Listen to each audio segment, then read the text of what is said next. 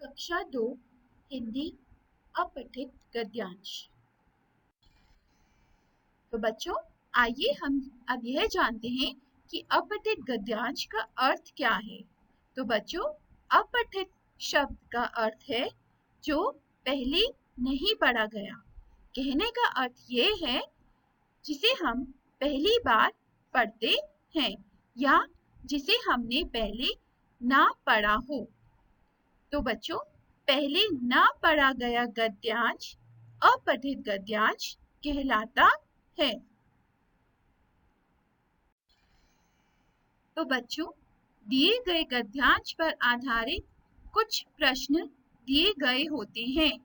उन प्रश्नों के उत्तर देने होते हैं। उनके उत्तर उसी गद्यांश में दिए होते हैं।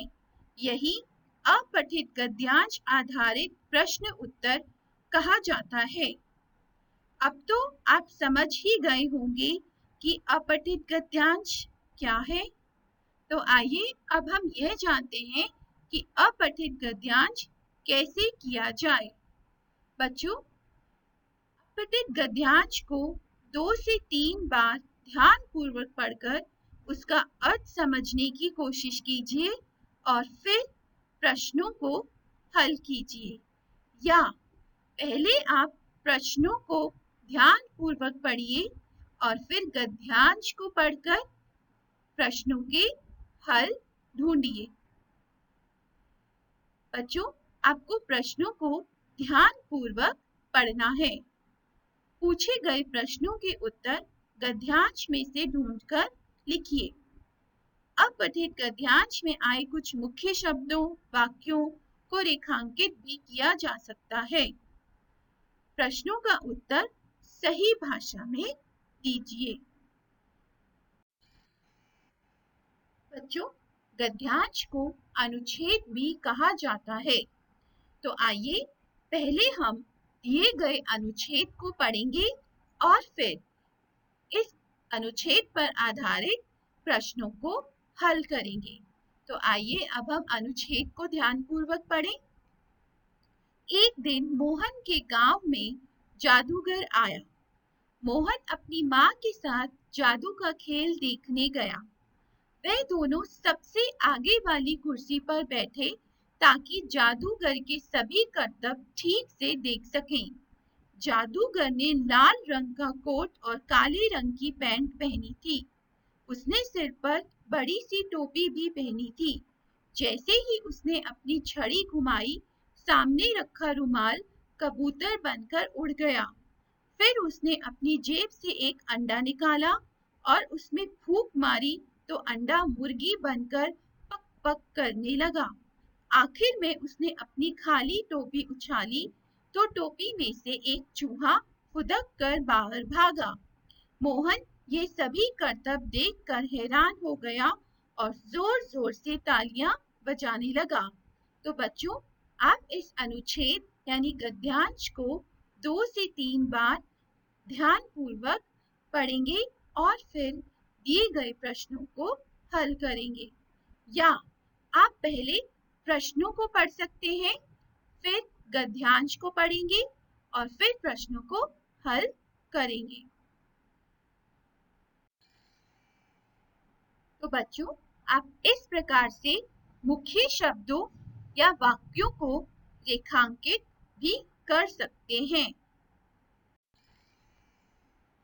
प्रश्न 1, सही उत्तर पर गोला लगाइए। बच्चों, यहाँ पर आपको 2 वाक्य दिए गए हैं और हर एक वाक्य के साथ 3 विकल्प दिए गए हैं।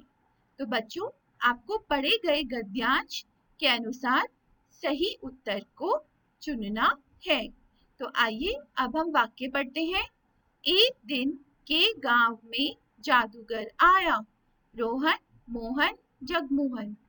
जादूगर ने अपनी जेब से एक निकाला, अंडा, डंडा, संतरा। तो बच्चों, पढ़े गए गद्यांश के आधार पर सही उत्तर है, एक दिन मोहन के गांव में जादूगर आया। जादूगर ने अपनी जेब से एक अंडा निकाला। प्रश्न 2, खाली स्थान भरिए। जादूगर ने रंग का कोट पहना था। जादूगर ने सी टोपी पहनी थी। जादूगर ने घुमाकर रुमाल को बना दिया।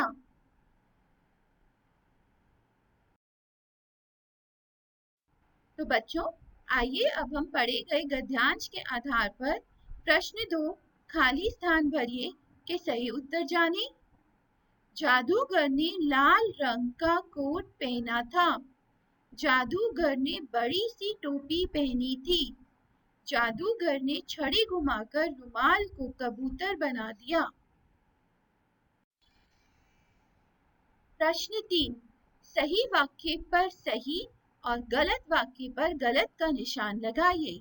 तो बच्चों, पढ़े गए गद्यांश के अनुसार जो वाक्य सही है उस वाक्य के आगे आप सही का निशान लगाएंगे और जो वाक्य गलत है उसके आगे आप गलत का निशान लगाएंगे।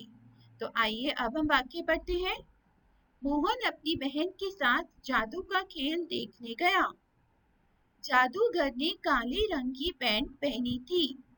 टोपी उछालने पर चूहा बाहर निकला। मोहन सभी करतब देखकर डर गया।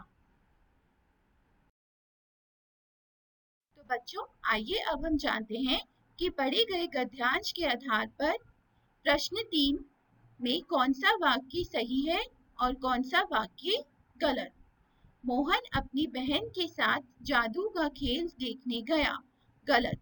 बच्चों, यह वाक्य इसलिए गलत है क्योंकि मोहन अपनी बहन के साथ नहीं बल्कि अपनी माँ के साथ जादू का खेल देखने गया। जादूगर ने काले रंग की पैंट पहनी थी। सही। बच्चों, यह वाक्य पढ़े गए गद्यांश के अनुसार बिल्कुल सही है। टोपी उछालने पर चूहा बाहर निकला। बच्चों, यह वाक्य भी पढ़े गए गद्यांश के आधार पर बिल्कुल सही है। मोहन सभी करतब देखकर डर गया। गलत।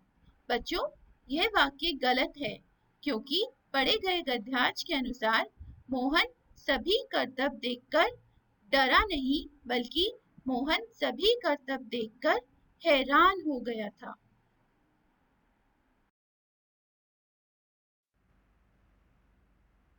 प्रश्न 4, गद्यांश में से ढूंढकर लिखिए मिलते जुलते शब्द। बच्चों, कुछ शब्द जैसे कि पाँव, गोपी, हाथ, घड़ी, सेब, बालियां, यह शब्द गद्यांश में नहीं दिए गए हैं, लेकिन इन शब्दों के मिलते जुलते शब्द आपको गद्यांश में से ढूंढकर लिखने हैं। तो पहला शब्द जैसे कि पाँव, पाव का मिलता जुलता शब्द गांव गद्यांश में दिया गया है। इसी प्रकार से अगला शब्द है गोपी, गोपी से मिलता जुलता शब्द टोपी जो कि गद्यांश में दिया गया है। उसी प्रकार से हाथ से मिलता जुलता शब्द जो गद्यांश में दिया गया है वह है साथ। उसी प्रकार से घड़ी का मिलता जुलता शब्द छड़ी, सेब, जेब, बालियां, तालियां। तो इस प्रकार से आपको जो शब्द दिए गए हों उनके मिलते जुलते शब्द आपको गद्यांश में से ढूंढकर लिखने हैं। तो बच्चों, आइए अब हम देखते हैं कि हमें किस प्रकार से दिए गए प्रश्नों के उत्तर लिखने हैं। प्रश्न 5, मोहन कहाँ रहता था? उत्तर, मोहन गांव में रहता था। प्रश्न 6, मोहन अपनी माँ के साथ क्या देखने गया? उत्तर, मोहन अपनी माँ के साथ जादू का खेल देखने गया। तो आइए अब हम यह देखते हैं कि प्रश्न 7 और प्रश्न 8 के उत्तर हमें किस प्रकार से लिखने हैं। प्रश्न 7 है, वह दोनों सबसे आगे वाली कुर्सी पर क्यों बैठे? उत्तर, वे दोनों आगे वाली कुर्सी पर इसलिए बैठे ताकि वे जादूगर के सभी करतब ठीक से देख सकें। प्रश्न 8, फूंक मारने पर अंडा क्या बन गया? उत्तर, फूंक मारने पर अंडा मुर्गी बन गया। तो बच्चों, आइए इस वीडियो में हमने जो सीखा उसे एक बार दोहराया जाए। तो हमने सीखा, अपठित गद्यांश वह गद्य खंड है जो पहले कभी ना पढ़ा हो। अपठित गद्यांश को 2 से 3 बार ध्यान पूर्वक पढ़िए तथा उसका अर्थ समझने की कोशिश कीजिए। प्रश्नों को ध्यान पूर्वक पढ़िए तथा पूछे गए प्रश्नों के उत्तर गद्यांश में से ढूंढकर लिखिए।